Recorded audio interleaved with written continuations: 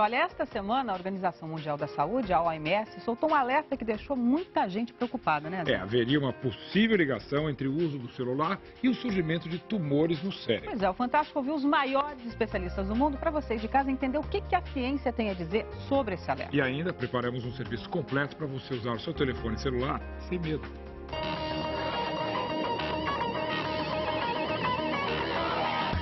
Estamos cercados de radiação e não podemos fugir dela. A maior fonte é o Sol. Antenas de rádio, como o nome diz, emitem radiação.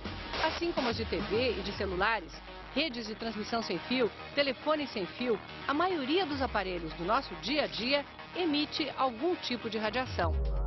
Esta semana, um grupo de especialistas ligados à Organização Mundial da Saúde decidiu analisar todos os estudos já feitos até agora sobre a radiação emitida pelo celular.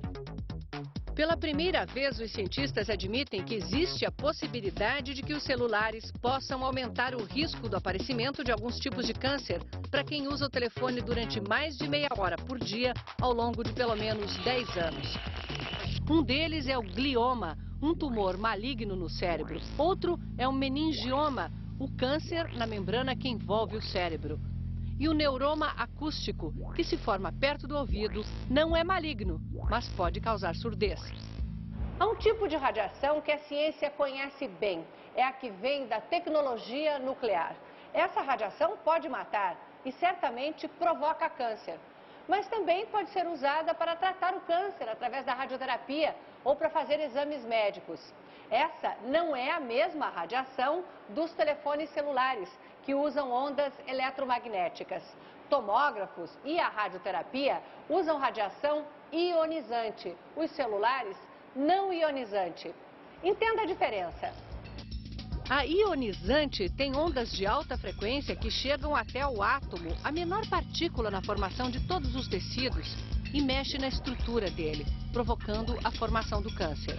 Já a não ionizante é de baixa frequência, agita os átomos, produz calor, mas não altera a matéria.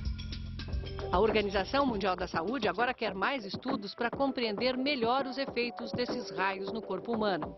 Em Chicago, nos Estados Unidos, o repórter Flávio Fachel repercutiu o assunto com alguns dos maiores especialistas em câncer do planeta. Olha, Sônia, para entender melhor o significado desse estudo divulgado pela Organização Mundial de Saúde, que fez alertas com relação ao uso do telefone celular, a gente veio até Chicago, onde está acontecendo um dos mais importantes congressos do mundo que trata sobre o estudo do câncer. 30 mil médicos e pesquisadores do mundo inteiro discutindo todos os tipos de câncer que existem e suas causas. Pelo menos por aqui, ninguém deixou de usar o aparelho como sempre, só por causa dos alertas dados pela Organização Mundial de Saúde. Se alguém chegar no consultório e perguntar, doutor, posso usar o celular? Qual é a resposta? Pode e não vai deixar de utilizar por causa disso. Acho que são apenas um sinal para os cientistas, mas em termos populacionais a conduta não vai mudar. A gente vai continuar utilizando os telefones, eu vou continuar usando, os pacientes vão continuar usando, e essa pergunta já chegou no consultório. O Dr. David McCormick foi um dos pesquisadores que participou do estudo, e ele esclarece. Em nenhum momento a pesquisa afirmou que o uso de celular causa câncer. O que aconteceu é que a radiação dos celulares foi classificada em nível 2B, numa escala de risco que vai de 1 a 4. O 4 indica nenhum risco. No nível 2B, não há evidências de perigo, mas também não dá para descartar o risco. Além das radiações dos celulares, o cafezinho também está nessa categoria. O nível 1, onde estão o fumo e o amianto, por exemplo, é usado para substâncias que comprovadamente causam a doença. No caso dos celulares, o Dr. McCormick nos explica de onde vem a preocupação da OMS. Ele mostra. Ao usar o aparelho perto do ouvido, as células dessa região da cabeça recebem um bombardeio de ondas eletromagnéticas de alta frequência, muito parecidas com as emitidas pelos aparelhos domésticos de micro-ondas. O problema, diz o doutor, é que se essa radiação realmente provoca câncer, nós ainda não temos ideia de como isso acontece. Eu acho que o aviso é a necessidade de que novos estudos sejam feitos e não que isso seja um assunto encerrado. Não é uma comprovação formal, simplesmente uma ideia de que possa trazer um risco aumentado, mas que isso não está comprovado ainda. E pelo menos durante os próximos 10 anos, os cientistas terão muito trabalho até conseguir chegar a uma conclusão sobre as consequências do uso do celular na saúde da gente. Aqui no Brasil, o doutor Glaucio Siqueira, especialista em ondas eletromagnéticas, explica que a quantidade de radiação dos celulares é regulada em lei e é muito baixa para causar danos. Ele traz um sensor para fazermos testes com vários aparelhos, encostando os telefones no sensor, como se fosse no ouvido, ou afastando.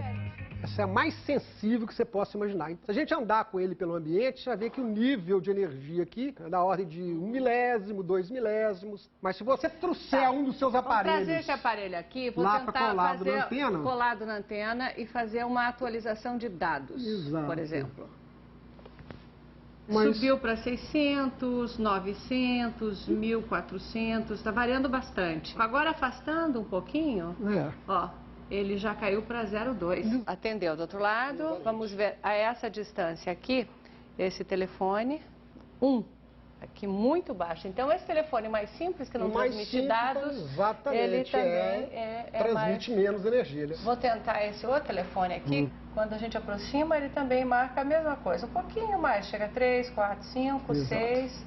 Dessa distância de 40 centímetros, que é a mesma distância que botar no fone de ouvido, fica praticamente nula a radiação. Exatamente. Então, atenção, a maioria dos celulares vem com fone de ouvido. Use!